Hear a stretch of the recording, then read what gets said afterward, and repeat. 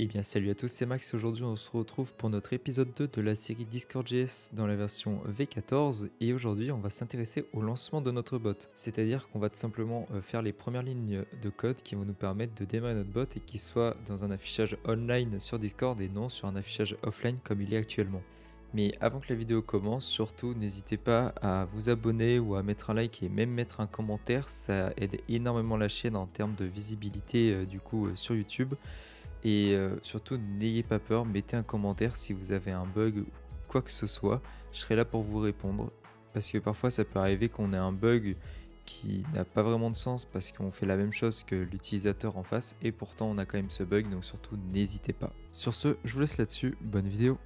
Donc pour ce faire, vous allez tout simplement devoir ouvrir votre explorateur de fichiers et aller créer un dossier dans lequel vous allez tout simplement avoir tout votre code. Donc vous allez à un endroit sur votre ordinateur où vous pensez créer du coup votre projet pour votre bot.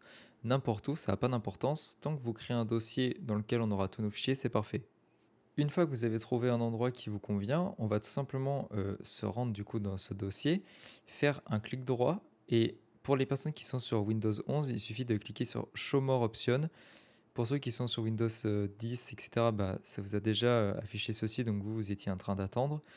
Pour ce qui est de Linux, Mac, j'avoue que je ne sais pas trop comment ça fonctionne. Mais en tout cas, ce que vous devez faire, c'est ouvrir avec code. C'était l'option qu'on avait installée lors de l'installation de VS Code. Donc là, on va l'utiliser. Donc vous faites bien ouvrir avec code. Donc quand vous cliquez sur le bouton, normalement, ça va vous ouvrir VS Code. Donc moi, ça me l'a ouvert sur le côté. Avec tout simplement le projet directement dans l'explorateur ici, on peut voir à gauche le nom de votre projet qui est le nom de votre dossier. Je vais réduire la fenêtre parce qu'on en aura besoin tout à l'heure. Donc maintenant, on va ouvrir en grand VS Code et on va commencer par créer, on va dire, un peu initialiser notre dossier. Pour ce faire, si vous n'avez pas la barre en bas comme ceci, je vais la fermer pour vous montrer. Peut-être que votre interface ressemble à celle-ci. Vous allez tout simplement, soit en haut, ici, vous avez un texte avec écrit terminal par là, ou à gauche, juste ici, vous cherchez terminal, vous cliquez dessus et vous cliquez sur nouveau terminal, ou vous faites CTRL Maj U accent, à vous de voir. Vous cliquez sur le bouton et on va avoir du coup l'invite de terminal qui va s'ouvrir. Bon là j'en ai deux d'ouvertes donc je vais en fermer une. Voilà. Donc maintenant qu'on a fait ça, dans le terminal du coup on va écrire npm espace init espace -y. Donc cette commande elle va tout simplement nous permettre à créer le package.json dont on aura besoin au long de la série parce que c'est ce qui va nous permettre tout simplement d'installer nos dépendances tout au long du coup de cette série. Donc vous appuyez du coup sur entrée. Donc du coup une fois que vous avez fait entrer, on peut bien voir que du coup le fichier a été écrit et il s'est aussi ajouté en haut dans notre dossier. Donc on peut cliquer dessus si vous avez envie et on va ajouter une petite ligne dans le package.json parce que je sais que j'ai déjà eu un problème à cause d'un problème de type dans mon package.json. Donc je vais préférer le préciser maintenant. Donc simplement vous mettez, vous pouvez vous mettre en dessous du keyword si vous voulez. Vous appuyez sur entrée et on va tout simplement préciser du coup type comme ceci. Vous mettez deux points et là du coup vous allez préciser common.json. Alors normalement c'est la valeur par défaut du projet, mais il se peut parfois, genre je sais que moi ça m'est déjà arrivé que en fait le package.json switch entre common.json ainsi que module. Alors que normalement comme on peut voir valeur par défaut. Du coup je sais pas pourquoi ça fait ça. Vous n'êtes pas obligé de le faire si vous, vous savez déjà que ça le fait pas, mais moi je sais que ça pose des problèmes, donc je préfère le mettre. De toute façon, ça change pas grand chose, mais en tout cas, voilà. Donc maintenant qu'on a fait ça, on va tout simplement installer du coup Discord.js. C'est un peu le but de la série, donc ça serait bien de l'avoir dans notre projet, ça serait pas mal. Donc ce qu'on va faire, c'est qu'on va écrire, vous retournez dans le terminal, et vous allez écrire npm espace i espace discord.js. Et là, du coup, vous n'allez pas directement appuyer sur entrée, on va mettre un arrobase et on va préciser la version. Parce qu'en fait, il y a différentes manières du coup d'installer Discord.js. Si vous appuyez sur entrée, là, Discord.js va s'installer avec la dernière version que vous avez à l'heure actuelle. Donc en fait, imaginons que vous regardez cette série en 2025, c'est sûrement pas la même version que moi. Donc en fait, vous risquez d'avoir des bugs dans le code et du coup, c'est juste pas possible parce que vous allez juste pas pouvoir suivre en fait en quelque sorte. Donc c'est mieux que vous ayez les mêmes versions que moi. Donc pour ce faire, du coup, on précise avec un arrobase et on met la version derrière.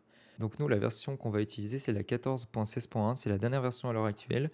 Donc vous mettez l'arrobase 14.16.1 et vous pouvez appuyer sur entrée. Donc là, ça va mouliner un peu dans la smoule pour installer du coup le package dans notre dossier node module, là où s'installent du coup toutes les dépendances.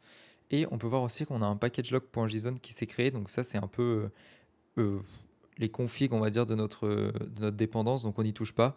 Pareil pour notre module, on n'y touche pas. Ça peut vous arriver parfois de devoir toucher au packagelog ainsi qu'au node module. Par exemple, imaginons que vous avez un problème, je ne sais pas, vous vous êtes trompé, vous avez installé une mauvaise version. Vous réinstallez une autre version de discord.js. Et pourtant, le code dit toujours qu'il est sur l'ancienne version. C'est qu'en fait, comment dire, que le cache un peu, c'est pas vraiment clair dans les deux dossiers. Du coup, si vous avez un bug comme ça, vous pouvez supprimer le packagelog.json, le node module et refaire du coup, pas cette fois, vous ne ferez pas un npm i parce qu'en fait, vous avez déjà la dépendance qui sera dans le package.json et vous allez tout simplement faire un npm install qui va tout simplement aller regarder dans votre package.json et regarder s'il y a une dépendance. S'il y a une dépendance, elle va l'installer. S'il y en a plusieurs, elle installe pas toutes les dépendances. Mais du coup, comme ça, quand vous avez des problèmes de cache, ça peut vous servir. Du coup, vous supprimez les deux. Et du coup, ça vous permet d'un peu de clear le cache du projet. Donc ça peut arriver, mais c'est assez rare. Donc nous, par contre, on va modifier du coup encore quelque chose dans le package.json. On va enlever ce petit chapeau qui est devant la version. Parce qu'en fait, il sert tout simplement à dire au package.json de auto-update discord.js. Sauf que nous, on veut pas, on veut qu'il reste en 14.16.1. On veut pas qu'il soit update. Donc on enregistre bien du coup le package.json. Et du coup, on va pas s'arrêter là, on va installer une autre dépendance. On va installer la dépendance d'Otenv. Si vous connaissez, tant mieux. Mais en tout cas, cette dépendance, elle va tout simplement nous servir à créer un fichier d'environnement dans notre projet qui va tout simplement nous servir à mettre toutes nos données un peu sensibles.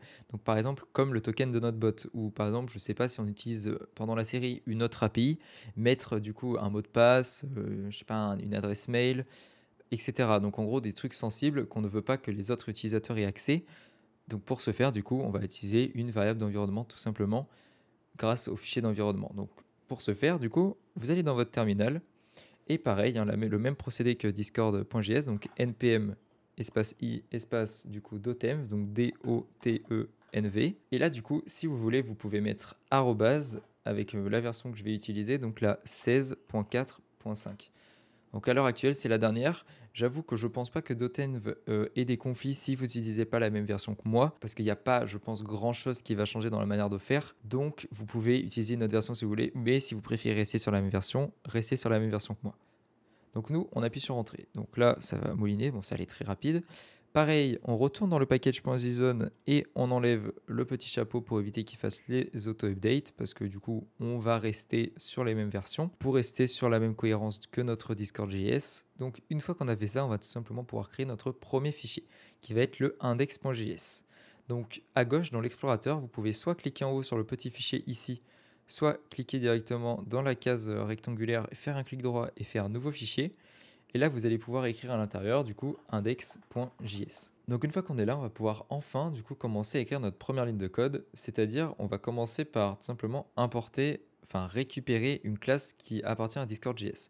Donc cette classe qu'on va récupérer, c'est tout simplement client. Donc client, elle va nous servir dans un premier temps à pouvoir tout simplement démarrer notre bot. C'est elle grâce à elle qu'on va pouvoir dire à notre bot d'être online. Donc pour ce faire, vous allez écrire const, ouvrir une accolade, et écrire du coup client, parce que nous c'est client qu'on a besoin pour l'instant, et du coup on va y marquer égal require simplement Discord.js, parce que dans ce cas ça appartient à Discord.js. Ensuite, après avoir récupéré client, on va devoir utiliser client pour créer une instance de cette classe. Donc on va tout simplement écrire const, espace, du coup on va remettre client mais sans C majuscule pour cette fois, et on va simplement du coup utiliser donc client, donc new client, donc simplement un nouveau client du coup, et on va ouvrir les parenthèses et ouvrir les accolades. Et là du coup, à l'intérieur, on doit mettre des intents. Donc les intents, à quoi ça sert dans les grandes lignes? En gros, c'est tout simplement ce qui va permettre à notre bot de recevoir des événements spécifiques par rapport à l'API de Discord. Par exemple, là dans un premier temps, on va utiliser tout simplement l'intent guilds qui va nous permettre de recevoir du coup tous les événements qui sont liés aux guildes, donc aux serveurs. Les guildes, c'est les serveurs. Comme par exemple créer un serveur, donc le guild create ou le guild delete par exemple pour supprimer un serveur. Ensuite, plus tard, dans un prochain épisode, donc dans le suivant, on regardera par exemple le intents qui est tout simplement le guild message qui lui nous permet de recevoir tout simplement les événements de messages des guildes. Donc en fait, grâce à ça, on pourra accéder du coup à lire un message, envoyer un message. Donc pour ce faire, dans du coup ces deux accolades, vous allez appuyer sur Entrée et vous allez écrire Intents. Donc là, il nous le propose directement et vous allez mettre deux points et ouvrir les crochets. Pourquoi on ouvre les crochets? Parce que des intents, on peut en avoir plusieurs, comme je vous ai expliqué. Donc là, nous, dans un premier temps, on va tout simplement appeler guilds. Mais pour ce faire, il va falloir qu'on importe une autre classe du coup dans Discord.js qui est tout simplement Gateway Intent Bits. Donc vous mettez une virgule après le client et vous appelez Gateway Intent Bits. Donc une fois que vous l'avez appelé, vous retournez dans le crochet juste en dessous dans Intents et là du coup vous utilisez Gateway Intent Bits point simplement guilds parce que nous ce qu'on veut c'est guilds. Donc voilà, donc là on a notre premier intent qui va nous permettre du coup de recevoir tout ce qui est lié au serveur grâce à l'API de Discord. Donc maintenant que ça c'est fait, on va écouter un événement. Donc cet événement, ça va être l'événement ready, c'est ce qui va nous permettre du coup de voir quand le bot a démarré. Donc pour ce faire, on va donc utiliser client qui a maintenant accès du coup à toutes les choses liées à guilds et donc du coup vous écrivez client.ons. Donc à quoi sert ons? Déjà ons c'est une méthode qui va tout simplement nous servir de lire l'événement qu'on va préciser juste après une seule fois. Donc dans notre cas, on va mettre une parenthèse et on va du coup appeler l'événement ready. Donc vous écrivez ready entre guillemets.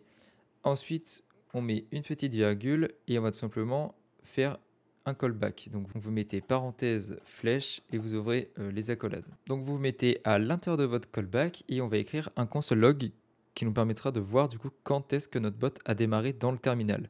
Donc pour ce faire, vous pouvez soit écrire console.log à la main, soit écrire log et appuyer sur entrée, ça va 10 fois plus vite. Et vous écrivez directement en ouvrant les guillemets, vous écrivez ce que vous voulez. Moi je vais écrire prêt, je suis connecté avec deux points d'exclamation. Voilà.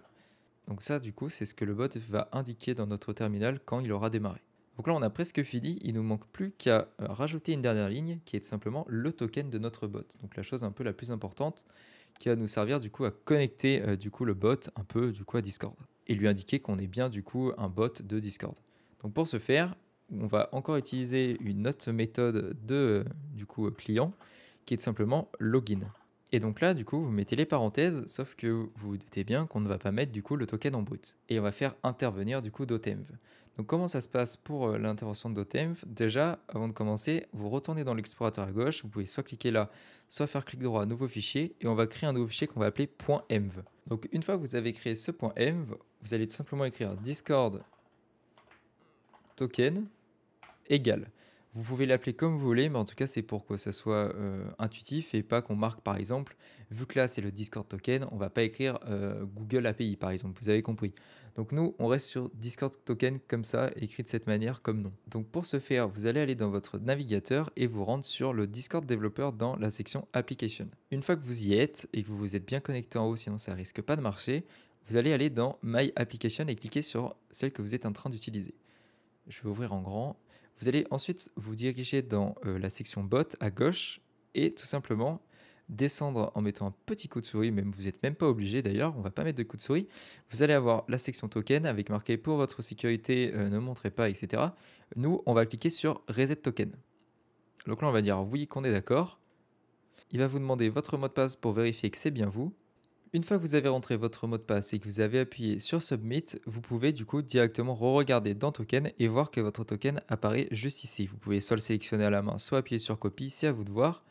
Ensuite, du coup, pour les prochaines fois, il faudra du coup à chaque fois, si vous voulez re-récupérer votre token, donc je vous conseille de le prendre et vraiment d'aller le foutre dans la variable d'environnement parce que la prochaine fois, à chaque fois, il faudra faire reset token pour relavoir. Là, pour l'instant, on l'a encore parce qu'on est resté sur le site, mais au bout d'un certain temps, il disparaît et il vous force à faire reset token pour la reavoir. Parce que là, par exemple, si on clique sur out et qu'on retourne dans bot, on peut voir qu'on peut recliquer sur view et il apparaît. Donc du coup, dès que vous avez un problème avec le token ou autre, que quelqu'un l'a vu et que vous ne vouliez pas, vous pouvez directement revenir ici, le reset et tout simplement aller le remplacer dans la variable d'environnement. Donc maintenant qu'on a notre token, qu'on l'a bien copié, on va sortir du coup du navigateur parce que ça ne nous sert plus à rien. Et on va du coup, après Discord token égal, faire CTRL-V pour mettre notre token. Donc une fois qu'il est mis, vous enregistrez bien, vous allez dans index.js et là, on va tout simplement importer Dotemv en fait dans ce fichier. Donc pour ce faire, vous allez vous mettre du coup en haut, en dessous du coup de discord.js et on va tout simplement écrire require, donc pas besoin de préciser un nom avant, Nous, on veut tout simplement require, vous ouvrez les guillemets à l'intérieur et on va appeler .env/config. Donc en faisant ceci, il va tout simplement nous permettre d'utiliser une autre chose qu'on va utiliser dans le login, mais il sait en gros qu'on a un fichier config qui existe dans notre projet et il nous permet du coup de récupérer les variables qu'il y a à l'intérieur. Donc du coup, on va dans client.login, on se met à l'intérieur des parenthèses et nous, on écrit process avec 2s, .env, donc pour appeler du coup notre fichier d'environnement, point du coup le nom de notre variable. Donc là, dans le cas, Discord-du-bas token. Vous enregistrez et du coup, en ayant fait ça, maintenant, si vous allez dans votre terminal, si votre terminal est fermé, je vous rappelle, vous pouvez faire CTRL, c'est CTRL SHIFT U accent, je crois, non, ouais, CTRL MAJ U accent, ou directement aller là et ouvrir un nouveau terminal. Vous, du coup, vous allez écrire node espace index.js. Vous pouvez aussi écrire node, écrire in et appuyer sur tab, ça va automatiquement vous écrire index.js.